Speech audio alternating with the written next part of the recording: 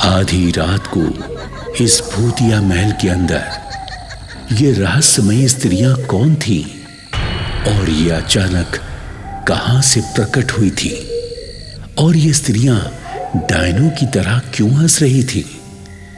ये सारी बातें गज्जू चोर की समझ में नहीं आ पा रही थी, और अब गज्जू चोर डर के मारे थर थर कांपते हुए हनुमान चालीसा का पाठ करने लगा था।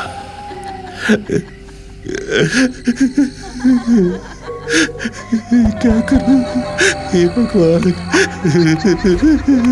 जय हनुमान के अनुकूल सागर, जय कपीसति लोक उजागर, जय हनुमान के अनुकूल सागर, जय कपीसति लोक उजागर, जय हनुमान के अनुकूल सागर, जय कपीसति लोक उजागर।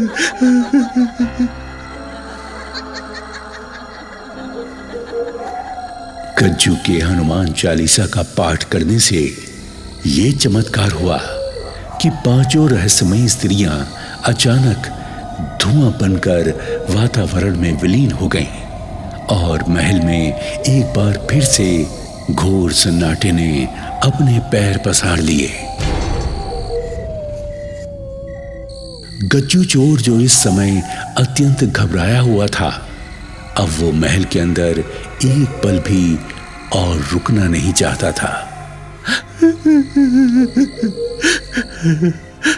इस महल में तो सचमुच ही भूतों का वास है। अब मैं यहाँ एक पल भी नहीं रुकूंगा, मैं तुरंत यहाँ से निकल जाऊंगा। हाँ, कहाँ गई मेरी गठरी? हाँ, ये रही। भाग गज्जू भाग।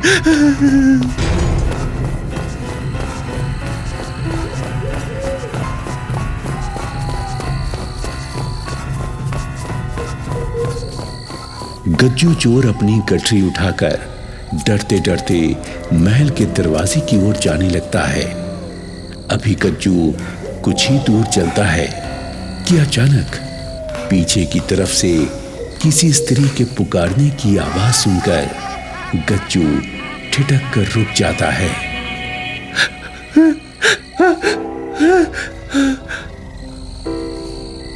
कहाँ जा रहे हो गज्जू?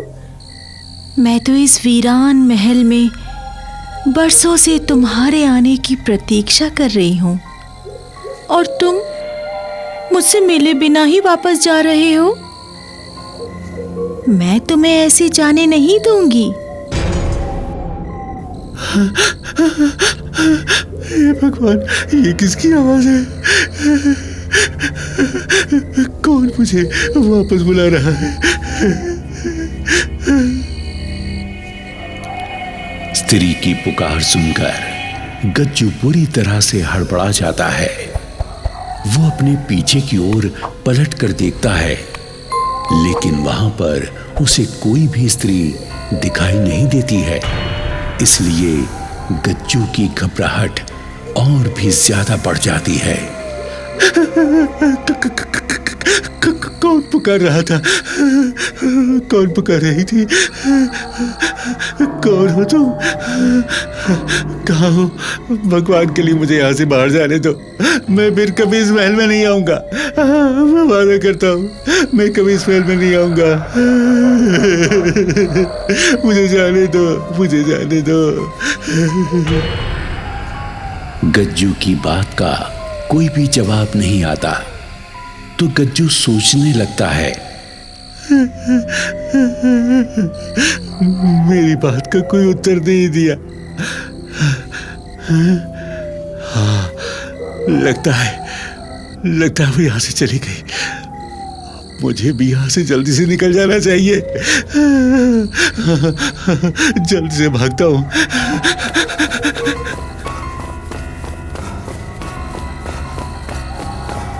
और मन में ये विचार आते ही गज्जू तेजी से मुख्य द्वार की ओर दौड़ पड़ता है। गज्जू तुरंत इस भूतिया महल से बाहर निकलकर अदृश्य भूत से छुटकारा पाना चाहता था, परंतु मुख्य द्वार के पास पहुंचने से पहले ही अचानक गज्जू को एक पत्थर से ठोकर लगती है और गज्जू मुंह के बल फर्श पर गिर पड़ता है। गज्जू के मुंह से दर्द भरी कराहट निकलकर महल में गूंज उठती है।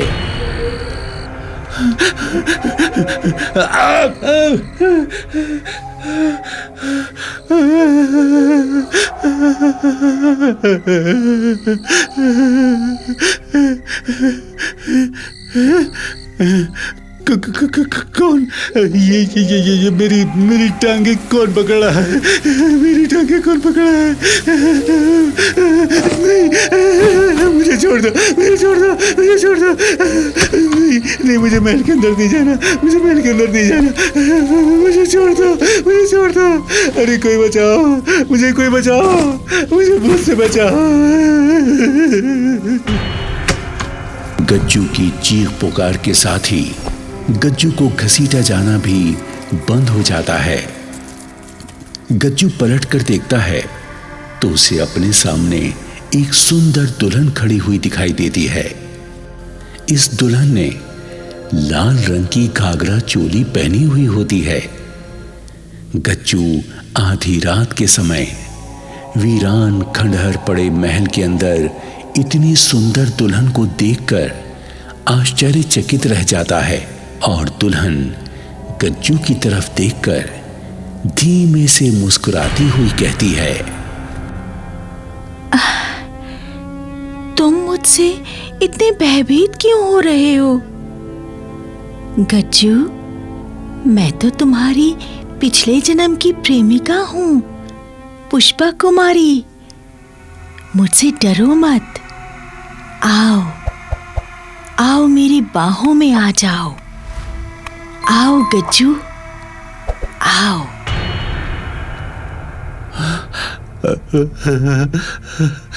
ये इतनी रात में दुल्हन कौन हो सकता है?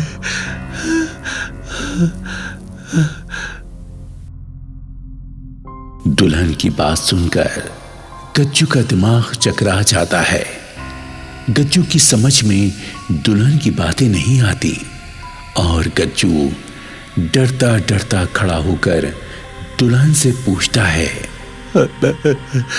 मेरी समझ में तुम्हारी कोई बात नहीं आ रही। तुम तो नई नवेली दुल्हन हो ना, फिर तुम रात के समय इस वीरान महल में क्यों भटक रही हो? मैं प्यासी हूं गज्जू, प्रेम की प्यासी। तुम्हें मेरे साथ संभोग करके मेरी काम वासना को शांत करना होगा। आओ, आ जाओ, जल्दी से मेरी बाहों में आ जाओ गज्जू, चले आओ। अपनी बात कहकर दुल्हन अपनी बाहें गज्जू की तरफ फैला देती है और गज्जू चोर दुल्हन के रूप जाल से वशीभूत होकर डर और दहशत को बिल्कुल भूल जाता है और गज्जू के मन में भी वासना के कीड़े कुलबुलाने लगते हैं। गज्जू अब इस रहस्यमयी दुल्हन से जरा भी भयभीत नहीं हो रहा था, बल्कि उसके मन में तो अब दुल्हन के साथ शारीरिक संबंध बनाने की इच्छा तीव्र होती जा रही थी। इस दुल्हन की सूरत में गज्जू को अपनी पत्नी की सूरत नजर आने लगी थी। अरे ये तो मेरी लाजो है। मैं भी कितना मूर्ख हूं, अब ऐसे ही डरे जा रहा था। ये तो मेरी अपनी लाजो है। कितनी सुंदर लग रही है, कितनी सुंदर लग रही है मेरी पत्नी, कितना ख्याल रखती है मेरा। मुझे शारीरिक सुख देने के लिए ये दुल्हन बनकर गांव से यहां चली आई। हाँ, मैं तुम्हारी पत्नी लाजो ही तो हूँ। आ जाओ, आओ, मेरी काम वासना को शांत कर दो गज्जू, आ जाओ। और गज्जू दुल्हन की तरफ ऐसे खींचता चला जाता है जैसे दुल्हन ने गज्जू पर वशीकरण कर दिया हो। गज्जू तेजी से आगे बढ़कर दुल्हन को अपनी बाहों में इस प्रकार भर लेता है कि वो दुल्हन के शरीर में समा जाना चाहता हो। गज्जू दुल्हन के शरीर की मादकता और एक अजीब सी महक से मंत्रमुग्ध होकर सीतकार करने लगता है। अरे मेरी लाजो,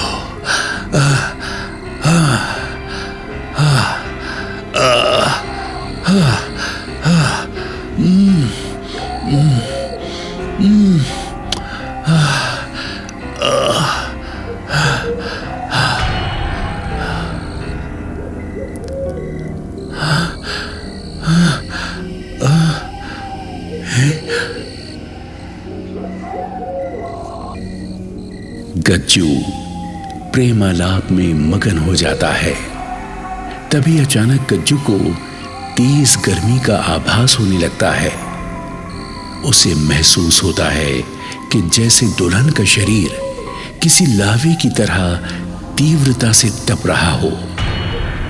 गज्जू इस गर्मी की तीव्रता से हड़बड़ाकर दुल्हन के आगोश से छूटने का प्रयत्न करने लगता है, परंतु छूट नहीं पाता, क्योंकि दुल्हन ने गज्जू को बड़ी मजबूती से अपने शिकंजे में ले रखा था। अचानक दुल्हन का स्वरूप भी बदल जाता है।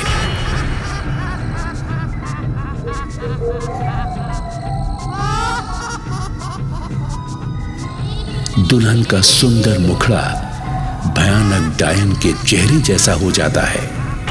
गज्जू जब दुल्हन का असली रूप देखता है तो उसके होश उड़ जाते हैं और वो डर के मारे चीखने लगता है।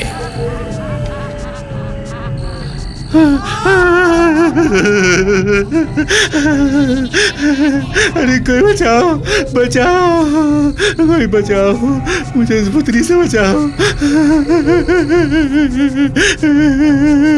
अरे ये तो पुत्री है, मुझे बचाओ, कोई बचाओ।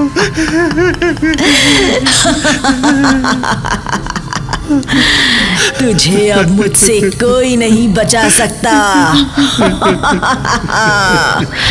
मुझे पुरुषों से नफरत है, नफरत।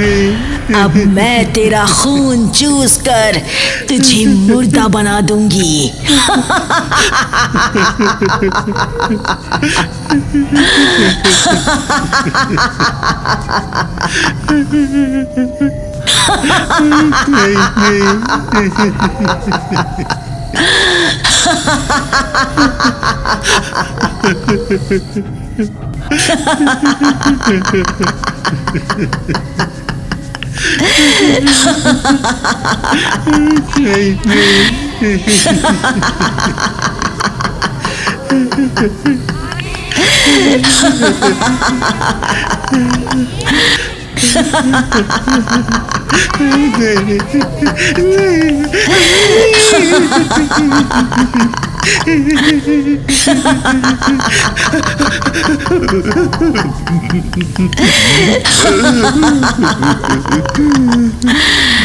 और फिर एक ही झटके में डायन अपने नुकीले दांत गज्जू की गर्दन में गड़ाकर लपालप गज्जू का खून पीने लगती है और गज्जू फड़फड़ाकर गिर जाता है।